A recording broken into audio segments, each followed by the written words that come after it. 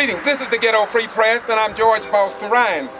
I'm in Waycross here for a commemoration, a memory, a attention getter to the number of people that have been murdered, shot, killed, or being just wasted, even by law enforcement. I'm over here today. What anniversary is this, and what's it for? This is the 5th anniversary of my grandson. I'm Jeanette Thomas, the grandmother of Nathaniel Lee III. We're having a visual, the 5th annual visual for Nathaniel Lee III. We're fighting still for justice for my grandson that we haven't gotten yet.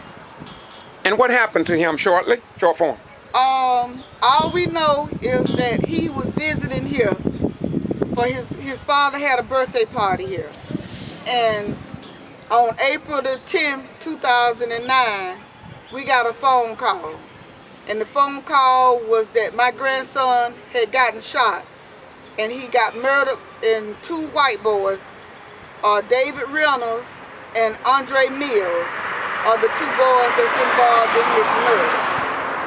As a grandmother, you have never quit in the struggle of seeking justice for your grandson, am I correct? Yes. And this is just your 5th commemoration? How many? This is the 5th. The 5th, okay. Who do you have sitting right there with you? I have sitting here is Miss Ruby Sales. Miss Ruby Sales. What organization you with? I've seen you before. You was in Valdosta with the KJ rally. What are you doing here today? It seems like you all really get around. So what are you doing here today? Well, first of all, we're part of the Spirit House Project in Washington, D.C., and our major goal is to break the silence on what we call 21st lynchings, and to expose the fact that these deaths are not by accident, and it's not just happening to individuals. These deaths are targeting the black community, as did lynching in the 1890s and the 1900s. So we're here to support this family, we're here to stand with them, and we're here as African Americans and Americans to say that we will not allow these deaths to go unnoticed as lynchings did. I was just at the Morrisford Bridge where 4 blacks was murdered, and so I have a video that was given to me by Edward DuBois, the former president of the NAACP. The Justice Department already have seen this video. They've held on to it for a year, I've been told, as well as Benjamin Jellis of the NAACP. Former President Edward DuBois said he had to get it from the NAACP because he didn't think that it should be in a shelf or in a drawer. So there's a great possibility that we may pass that on to you, and we may not show it until you get to Washington, D.C. I understand you all have something coming up. And so there may be a great possibility if you can show it. But if not, we're going to move on. Who you have behind you, my beautiful sister? I have with me the Reverend Dr. Susan Smith, who is a Gordon Cosby Fellow, suddenly I forgot it, Seasoned Voice Fellow at the Spirit House Project, and she can tell you more about what we're trying to do and why we're here. What's coming up, my beautiful sister? On April 22nd, because we are very, very disturbed at the fact that so many black people are being killed at the hands of white officers and vigilantes and security guards. And nobody's doing anything about it. If these people are getting away with murder, it's state-sanctioned murder. And so what we're trying to do is get people, number 1, aware of how prevalent these deaths are, and number 2, get them to realize their power so that they can to fight for the justice that they need. What is so disturbing is that these officers and security guards and vigilantes get away with it. In the case of Nathaniel Lee III, these young men who were convicted felons got away with killing this young man. There's no justice. So these parents and these family members, in addition to grieving for their loved ones, their grief is exacerbated by the fact that they can't give you justice. So what we want to do is draw attention to the fact that these murders are so widespread. We want to teach people what to do with, in terms of when they're arrested, what to do in order to work the system to get justice, so that we and finally get these officers and get the governments to stop sanctioning these murders. It is nothing more than lynching in the 21st century, and it's wrong. So what we want to do is get people to understand that this is not a post-racial society, and we're not all walking hand in hand together like everything's okay. It's not okay, and we want people to understand that we have work to do, that we, the people, have the power to do something about it. And once again, when is this famous date that you all plan, or do you want that released in terms of when y'all moving up toward Washington? It's April 22nd. It's going to be held in Washington, D.C. at Westminster Presbyterian Church on I Street.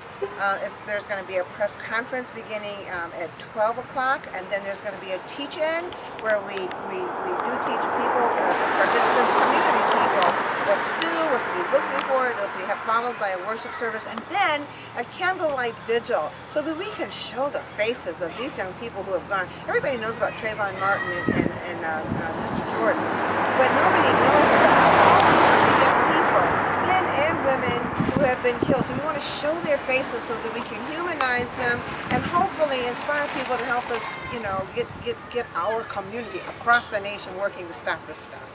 And we just want to shatter the myth that white Americans have that the whole of the white community is comprised of good people. We want them to come to face with this bloody chapter in their history and to make them realize that this is an essential part of American history, and that these crimes are as bloody as lynching. Many of the bodies are desecrated, organs are missing. It's not just that they are killed, but their organs are missing, and they are being tasered to death. And as Cecilia said, the mother of Nathaniel Lee III, her son's life was not irrelevant. He mattered. People loved him. He had a future. And we're saying we will no longer sit quietly while our children are terrorized and killed in the street by white police. And people don't want to say the word white, but the truth of the matter is the killers are white. Anything you have to say, my beautiful sister? I just want to say to the families out there that are experiencing the same thing that I have experienced, I would like for them to know that there is hope, because a lot of people think that they don't know what to do, where to go, so they depend on us giving up. Basically, they don't want us to push forward to get justice for our kids. And my son was a very, very, very good person. He had a lot of people that loved him, that cared about him. I was told that normally when you're trying to get justice for your loved one, that you don't supposed to say what type of person, but I'm gonna say what my son was. We raised him right.